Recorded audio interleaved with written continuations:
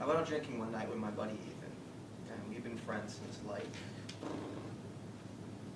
third grade. And we got blasted.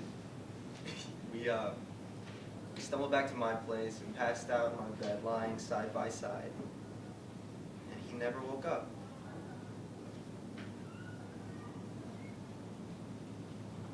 He just never woke up. They said it was alcohol poisoning, but apparently he had hepatitis too, so I don't know. He had started this whole heroin thing, but anyway. Maybe. Well, there's something.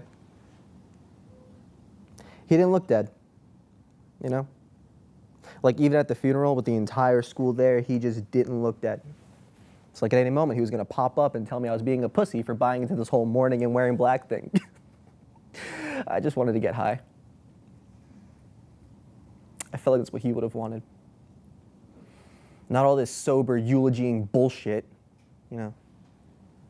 But my parents, yeah, that was crappy. I had to pretend to be this guy who was like really concerned, but that's not the right word. But I had to be this like adult or something. Why? You know? I can't just magically stop. Ethan fucking never woke up, but it doesn't magically turn me into somebody who doesn't like to smoke or drink or get high or whatever. I resent that shit. And this so-called wake-up call, what the fuck is that? Ethan lucked out. When they put him in the ground, I knew he'd gotten away with it. He never had to grow up.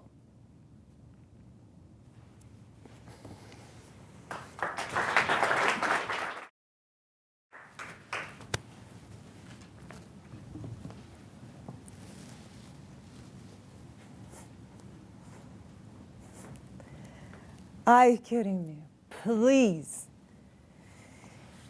You can stop crying about what we want, Brian. You're not interested in what we want.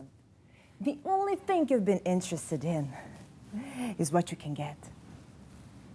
It is always the same thing with you. We say no, and you say yes. I'm buying you this drink whether you like it or not, and now I own you.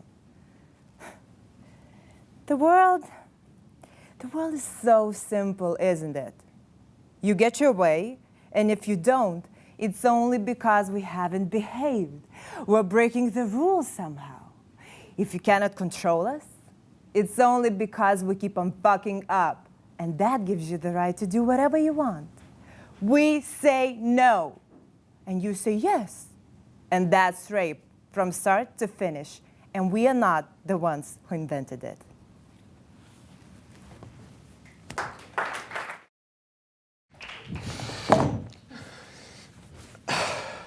You know what, Kayleen? Jesus Christ, you know what? I came by your place last year. And your father was there. And I know he hates my guts. He always has, and he's like, the girl is where she is. I don't know where the girl is. Said he didn't care, and didn't care to know. And I was just about to leave. But I didn't. And I said to that son of a bitch, you remember, asshole? You, that piece of shit. You remember what I said to you? I said to him, you're fucking worthless. You have a daughter, and she's a gift from God. She is the most perfect being to ever walk this earth. And you don't even care to notice.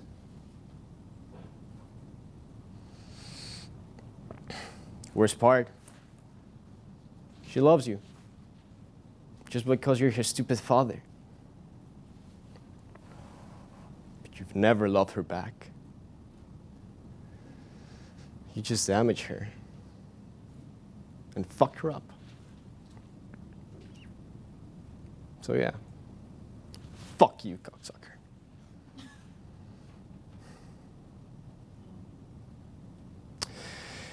And then I told him I hoped he'd die alone, which he did. So I kind of feel guilty about that. But I can take care of you, Lini.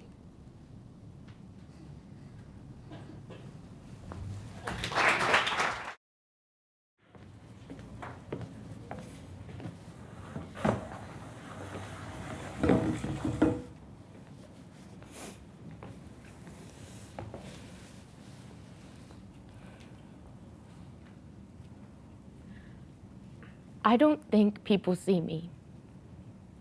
I get this feeling sometimes like I'm invisible or something. I could be standing there in a room and I'm talking and everything, and it's like my words aren't getting anywhere, and I look down at myself, and Jesus, sometimes my body isn't getting anywhere either. It's like I'm standing behind a one-way mirror, and I can see the guys and I can hear the guys, but they can't see me and they can't hear me. And I start to wonder if maybe I'm ugly or something, like maybe I'm some alien species from another planet and I don't speak the language and I look totally weird. But I don't know this, you see, because on this other planet I had this really nice mother who told me I was beautiful and I had a voice to die for because she loved me so much, not because it was true. And I arrive here on earth and I'm so filled with her love and her belief in me that I walk around like I'm beautiful and I sing like I have a voice to die for. And because I'm so convinced and so strange and so deluded, people pretend to listen to me because they're being polite or something, or maybe they're afraid of me. And at first, I don't notice this because I sing with my eyes closed. But then one day, I open my eyes and I find out I'm living in a world where nobody sees me and nobody hears me.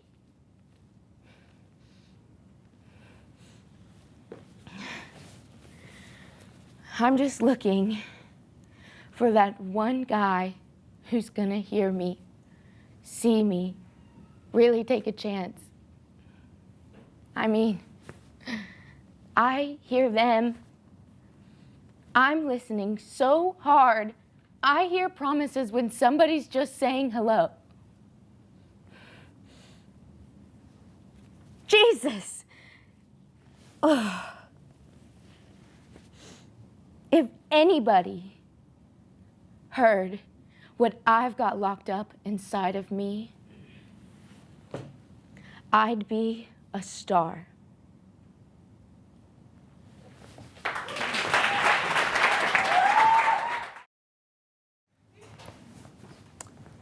My cat died last week. 37 years old and died falling off the counter. She was dead before she hit the floor, I suspect.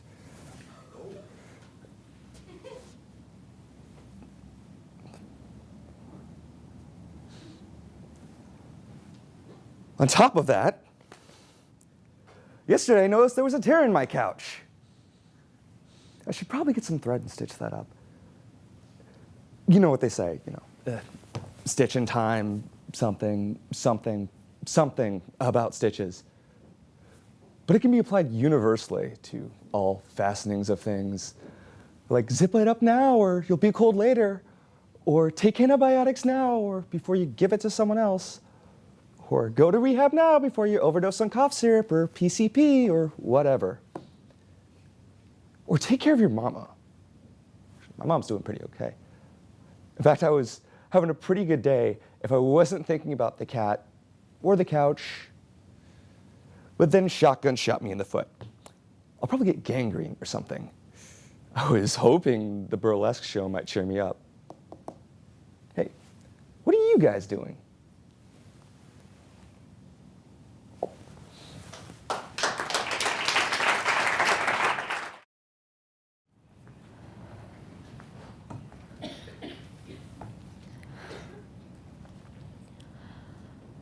I keep things in. Emotions, my emotions. I know that that's probably not a good thing, but life has just made me that way, I guess. You see, I have a tendency to show no emotion when I am feeling emotion. I just have a hard time with that, opening up to someone. You know, I get closed off. I feel that by being emotional in front of someone, it makes you very vulnerable and weak, and I have a hard time with that. You know, being in a place of vulnerability, it's not a place where I like to be because I feel like I'm not in control, and when I'm not in control, I get anxiety and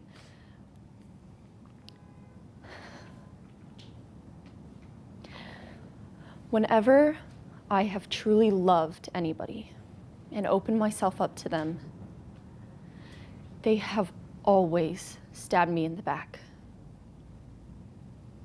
And so I have a hard time with that, you know, trusting people. It can be anyone, friends, family, boyfriend. You know, I don't think I truly trust anyone in my life. It's sort of a protective shield that I've put up, and it'll only get stronger with time. And I do desire to be more vulnerable, but, you know, at the same time, I desire to be protected. I feel torn. Every time I take a risk, I get hurt. I'm not sure if I should keep taking those risks.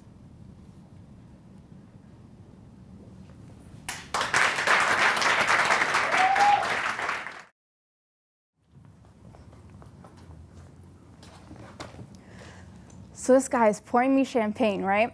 And the fire's going, and he's got his place is unfucking believable. We're talking oriental rugs, antique armchairs.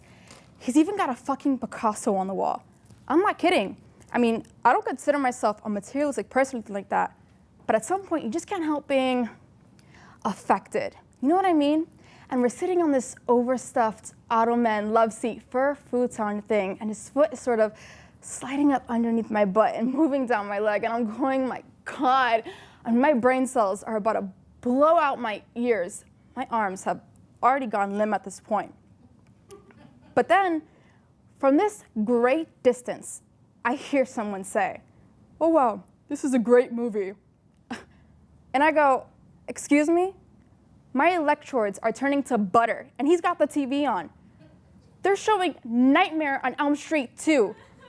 And this guy is suddenly transfixed, catatonic. I mean, I'm going, hello? Hello?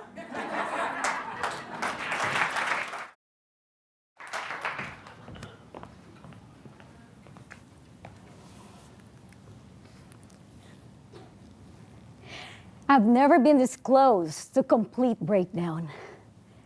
I need to leave. Can I leave? All this mania, all this dread. Is this a panic attack? I've never experienced sexual disgust like this before. Give me a time machine. I want my innocence back. He's too short. He's tall in a creepy way. I don't like his neck to chest ratio. He looks unwell. The way he licks his lips.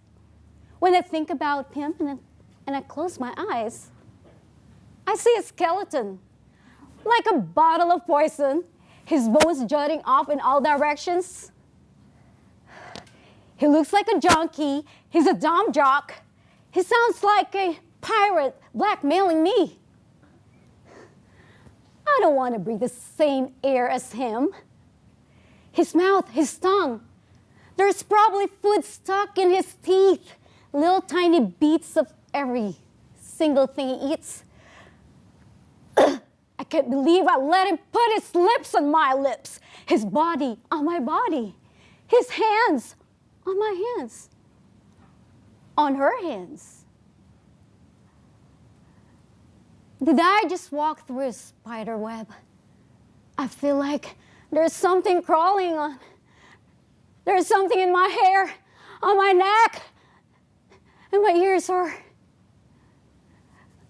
These woods are so I'm lost. I'm lost. It's just a thicket. No, it's just the backyard. You know these bushes, these hedges are well maintained, practically topiaries. Just stay on the path. I just need to find a nice, warm, comfortable place to vomit up everything I've ever eaten. Then everything will be okay. No, it's not. Everything will not be okay. The man is completely out of control. He's going to kill me. He's a killer. These are the kinds of people who commit murder. These are the kinds of situations when someone gets killed. Killed? Well, if it's going to be someone, it should be him. Because I've got a lot more life to live. So what if yes, would it be so wrong? A hunting accident. Something sad and regrettable.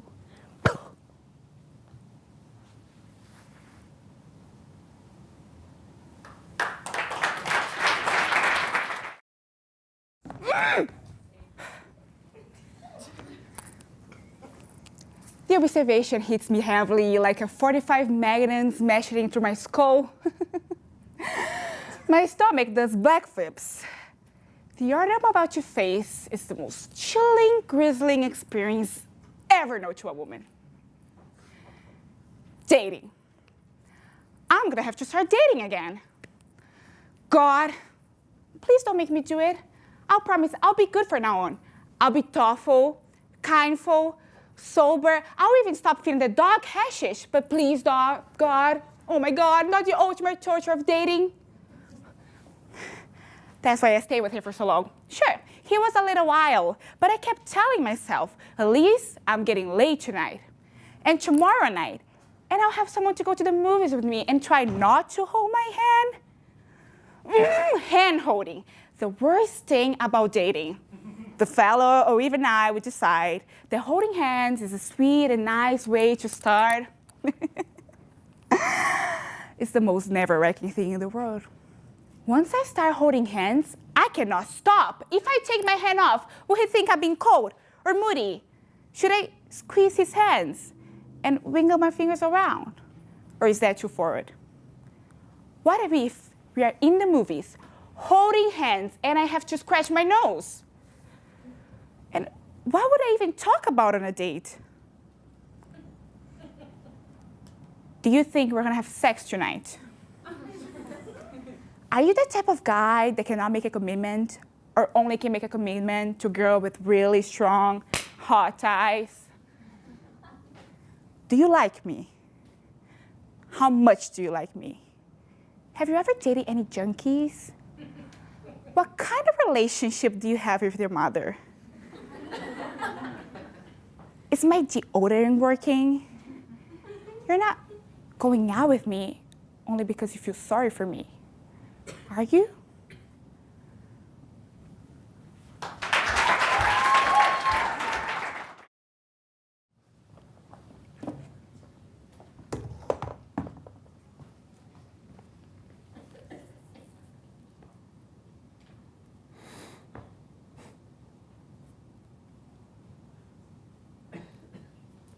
Dark.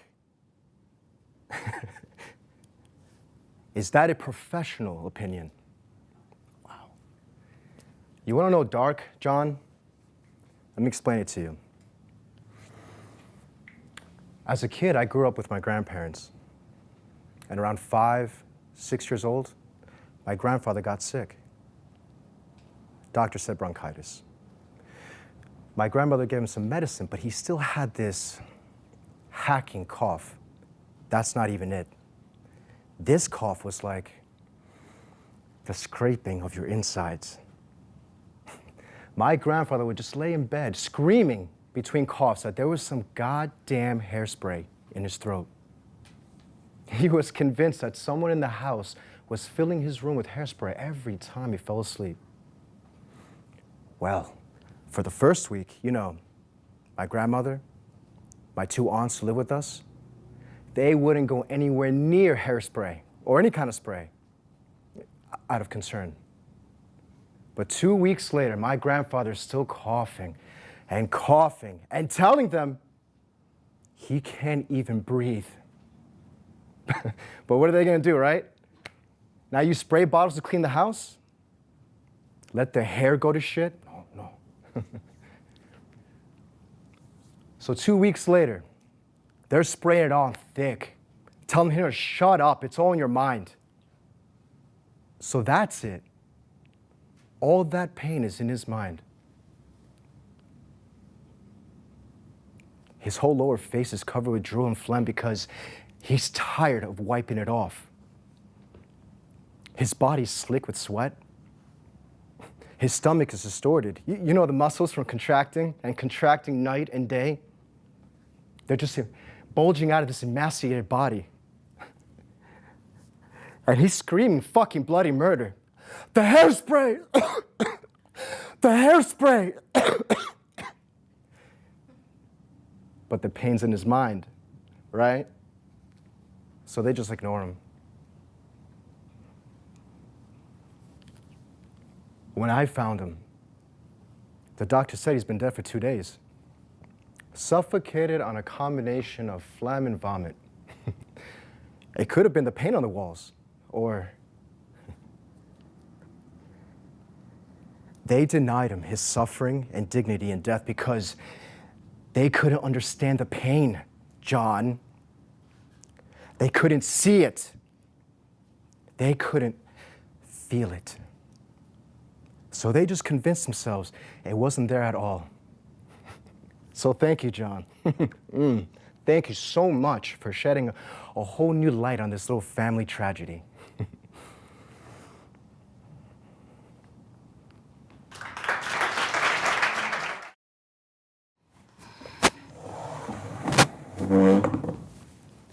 You said you wanted cigarettes. You were going to look for a store, a bar. I wanted to go with you, but you said no. I had to wait there, wait for you. You'll be 5 minutes. And you touched me. You kissed me between my legs, your tongue, both of my breasts. You'll be back in no time. I lay on the bed, and I listened to your footsteps going down the stairs. I wrapped the sheet around me and went over to the window because I wanted chocolate. Tried to open it, whatever I ate then, candy. Shout to you, chocolate. But the window wouldn't open. I fell asleep and when I woke up, I didn't know the time. I was sore between my legs, but I felt wonderful. He hadn't come back yet, but I was so happy. My man would be back soon, and he would have chocolate for me. And I didn't need to tell him what I wanted. You knew, and you'd bring it to me. But you still didn't come. The room was cold. I could hear talking downstairs, not clearly, but voices. I got dressed, and I walked down the stairs. The voices were from a TV coming from a room. The voices were a TV. I opened the front door and went out. And I walked into the center of town. You were nowhere. It was late.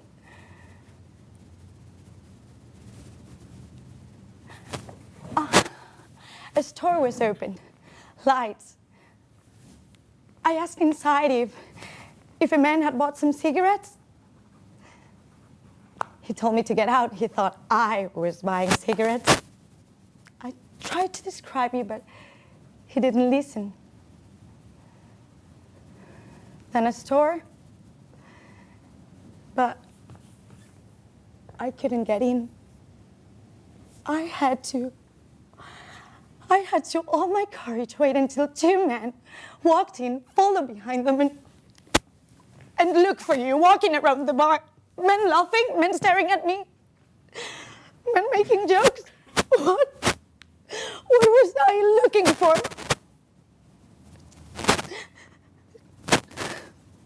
You lost honey. I said, my dad.